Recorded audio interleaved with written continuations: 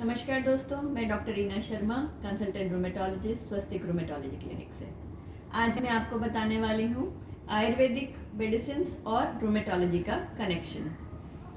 काफ़ी पेशेंट्स हमारे पास ऐसे आते हैं जो कभी ना कभी एलोपैथी के सिवाय आयुर्वेदिक मेडिसिन लिए हुए होते हैं। देसी दवाएं, यूनानी दवाई, जो भी कहें, ऑल्टरनेटिव मेडिसिन जो हम एक ब्रॉड टर्म यूज़ करते हैं, ये काफ़ी पेशेंट्स लिए हुए होते हैं और हमारे पास आते हैं।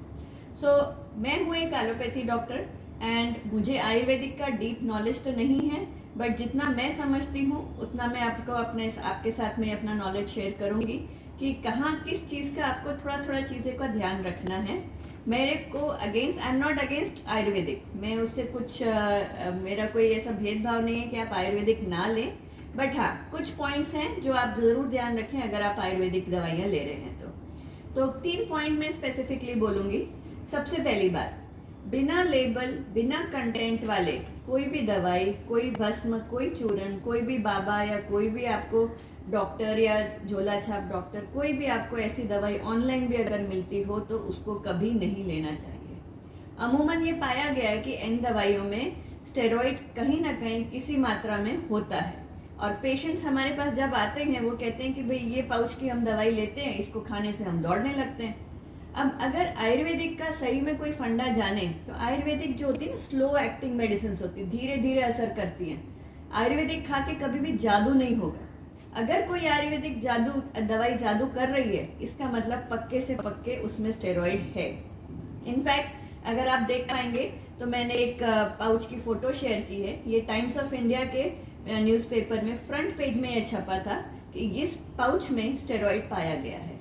और मेरे पास आज भी, ये की खबर है आज से 3 साल पहले की, फिर भी आज भी ऐसे पेशेंट्स हैं जो ये पाउच मेरे पास लेके आते हैं, मुझे कहते हैं कि हम ये खाते हैं और उसके बाद ही हम चल पाते हैं। तो ऐसी भूल कभी ना करें कि जो भी दवाई बिना कंटेंट, बिना उसमें लेबल के, और कोई भी इस टाइप की जो पाउचेस जो मार्केट में मिलते हैं, कभी नहीं खाना चाहिए। ये हुई पहली बात। सेकेंड बात, आयुर्वेदिक दवाइयों में कोई भी कंटेंट वाली भी सपोज आप दवाई लें तो उसमें कंटेंट्स आप ज़रूर पढ़ लें।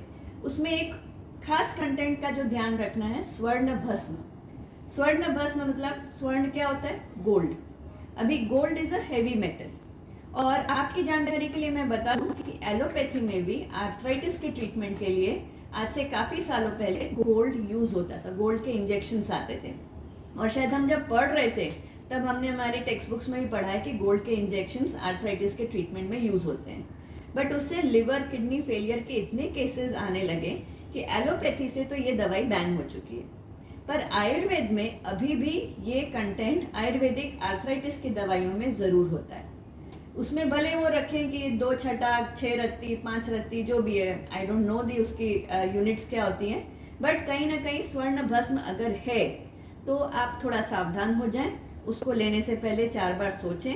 और आपके डॉक्टर आपको लिवर, किडनी का टेस्ट कराने के लिए कहते हैं कि नहीं कहते हैं, उस चीज़ पे भी ध्यान दें। तो ये ज़रूर ध्यान देना, स्वर्ण भस्म वाली कंटेंट वाली कोई भी चीज़ आपने नहीं लेनी है। तीसरी बात, गूगल जो योगराज गूगल और नॉर्मल गूगल के नाम से आती हैं दवाइयाँ, Google is a very good anti inflammatory, मतलब सूजन कम करने की दवाई। और अगर कॉमन भाषा में बोलें तो इट इज़ आयुर्वेदिक का पेन किलर। पर हम जानते हैं कि एलोपैथी में भी लोग पेन किलर लेने से डरते हैं। पेन किलर लेने से क्यों डरते हैं? क्योंकि सबको पता है कि ज़्यादा पेन किलर खाने से लिवर, किडनी पे नुकसान होता है। जिस तरह आप डाइक्लोफेनेक, आइबुप्रोफेन और कोई भी और पेन किलर लेने से डरते हैं और जब ज़रूरत होती है तभी आप पेन किलर खाते हैं, उसी प्रकार योगराज गूगल या गूगल वाला कोई भी और फॉर्म की जो भी दवाई हो एंटी इन्फ्लेमेटरी आयुर्वेदिक की, उसको भी आप उसी डर के साथ लें कि ज़्यादा लेने से ये भी आपके लिवर, किडनी को नुकसान पहुंचा सकती है। इस बातों का ध्यान रखना है आपको कि फर्स्ट, बिना लेबल, बिना कंटेंट वाली कोई भी दवाई ना लें। आलतू फालतू जगह से मिलती हुई कोई भी पाउचेस ना लें। स्वर्ण भस्म वाली कंटेंट वाली कोई भी दवाई ना लें। गूगल कंटेंट वाली दवाई उसी डर से लें जैसे जिस डर से आप कोई भी और पेन किलर एलोपैथी का लेते हो। इन 3 चीज़ों का आपको खास ध्यान रखना है।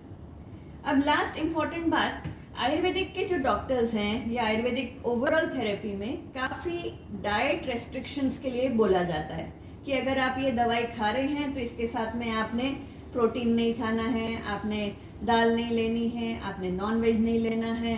काफ़ी सारे रेस्ट्रिक्शंस कर देते हैं पेशेंट्स पे। अभी इसमें हमारा एक्सपीरियंस ये कहता है कि जब भी इस टाइप के रेस्ट्रिक्शंस किए जाते हैं, आर्थराइटिस में वैसे ही भूख कम लगती है, पेशेंट्स दर्द के मारे वैसे ही वीक हो गए, ऊपर से खाना पीना भी बंद हो जाए, तो काफ़ी चीज़ों में बॉडी जो है ढलने लगती है। हीमोग्लोबिन कम होने लगता है, B12 कम होने लगता है, विटामिन D3 कम होने लगता है, रोग प्रतिकारक शक्ति कम होने लगती है और ख़ास वेट कम होने लगता है, मसल मास कम होने लगता है। अभी प्रोटीन्स अगर आप नहीं लेंगे, अभी जॉइंट्स आपके ऑलरेडी गेन कर रहे हैं, प्रोटीन भी आप नहीं लेंगे, मसल्स भी वीक हो जाएंगी, तो आप बहुत वीक हो जाएंगे। सो इस तरह की गलती हमने नहीं करनी है। और एक और चीज़ मैं आपको बोलना चाहूँगी, आयुर्वेदिक के अगेंस्ट में मुझे कुछ नहीं है।